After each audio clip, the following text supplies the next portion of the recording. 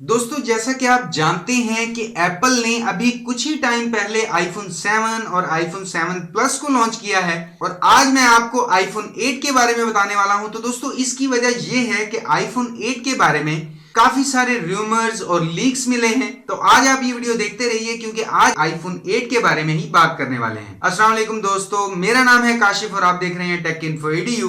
तो चलिए शुरू करते हैं।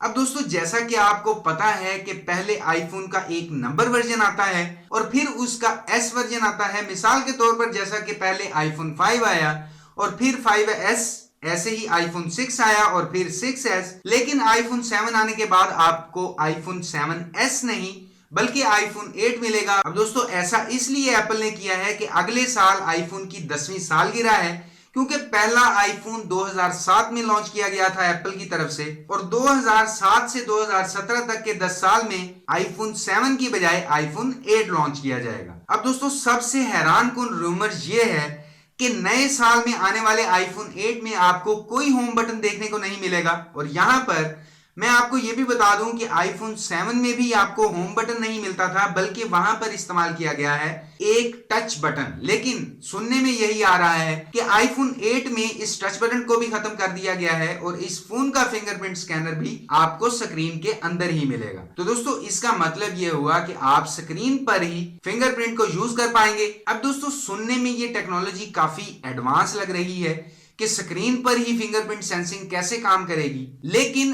एप्पल फोन में ऐसा होना पॉसिबल है क्योंकि यहां पर क्वालकॉम की अल्ट्रासोनिक टेक्नोलॉजी को यूज होगा, जिसमें होगा ये कि अल्ट्रासोनिक वेव्स को स्क्रीन के नीचे से फिंगर की तरफ भेजा जाएगा और वही वेव्स जब उंगली के साथ टकरा कर वापिस जाएंगी सेंसर तक, तो आसानी से डिटेक्ट हो जाया करेगा कि यूजर ओरिजिनल है या फेक है। अब दोस्तों, यहां पर एक बात तो पक्की है कि आईफोन 8 में हमें बिल्कुल रीडिजाइन फोन मिलेगा, क्योंकि आईफोन 6 और 6S और 7 में तकरीबन हमें एक जैसा ही डिजाइन मिला है। लेकिन 80% कहा जा सकता है कि आईफोन 8 में हमें फ्रंट पर भी और बैक पर भी ग्लास डिजाइन मिलेगा, जैसा कि आईफोन 4 में हमें मिला था। इसके अलावा यह भी रूमर है कि आईफोन 8 में हमें सैमसंग गैलेक्सी एज की तरह कर्व स्क्रीन मिलेगी और यह भी बात सामने आई है कि जो टेक्नोलॉजी सैमसंग अपने फोन्स में पहले से यूज कर रहा है वही टेक्नोलॉजी आईफोन 8 में भी इस्तेमाल की जाएगी। तो दोस्तों, अब आईफोन भी बहुत सी एंड्रॉइड डिवाइस और सैमसंग डिवाइस को कॉपी कर रहा है और इसी वजह से आईफोन 8 में हमें जो फीचर्स मिलेंगे सिर्फ फिंगरप्रिंट सेंसिंग के अलावा वो बिल्कुल एंड्रॉइड फोन जैसे ही होंगे। दोस्तों, आने वाले नए साल में एप्पल की 10वीं सालगिरह पर 3 मुख्तलिफ मॉडल्स को लॉन्च किया जाएगा, जिसमें एक आईफोन 8 होगा, दूसरा आईफोन 8 प्लस होगा और तीसरा होगा आईफोन का प्रीमियम मॉडल।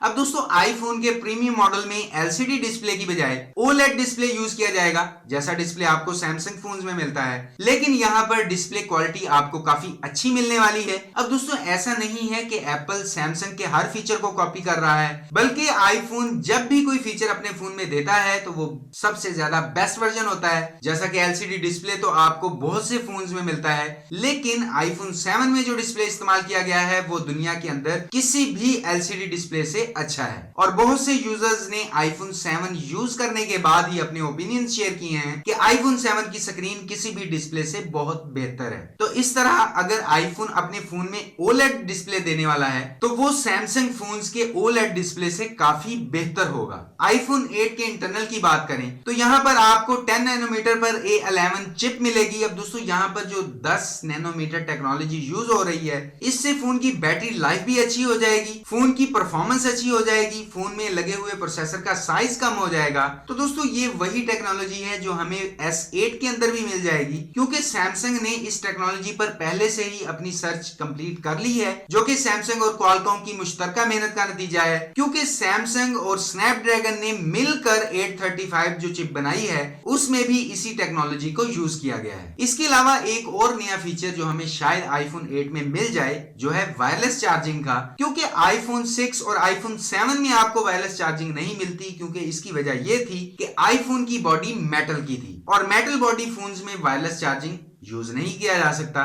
लेकिन क्योंकि सुनने में आ रहा है कि आईफोन 8 में बैक पर हमें मिलेगा ग्लास पैनल और इसी वजह से हमें यहां पर वायरलेस चार्जिंग का सपोर्ट भी मिलेगा। तो दोस्तों फिलहाल के लिए इस वीडियो में इतना ही। उम्मीद करता हूं कि आईफोन लीक्स में जो फीचर्स हमारे सामने आ रहे हैं वो आपको काफी पसंद आए होंगे। वीडियो देखने के लिए आपका बहुत बहुत शुक्रिया और अगर आपका कोई भी सवाल हो या राय हो तो वीडियो के नीचे कमेंट जरूर कीजिएगा। और अगर अभी तक आपने टेक इन्फो ईडीयू को सब्सक्राइब नहीं किया तो टेक इन्फो ईडीयू को सब्सक्राइब करने के साथ साथ वीडियो को लाइक भी कर दीजिए, शेयर भी कर दीजिए, क्योंकि मैं आपके लिए रोजाना यहाँ पर इसी तरह की टेक वीडियोस लेकर आता रहता हूँ। तो अभी के लिए इस वीडियो में इतना ही। नेक्स्ट वीडियो में इंशाल्लाह मुलाकात होगी। अपना ख्याल रखिएगा। अल्लाह हाफिज।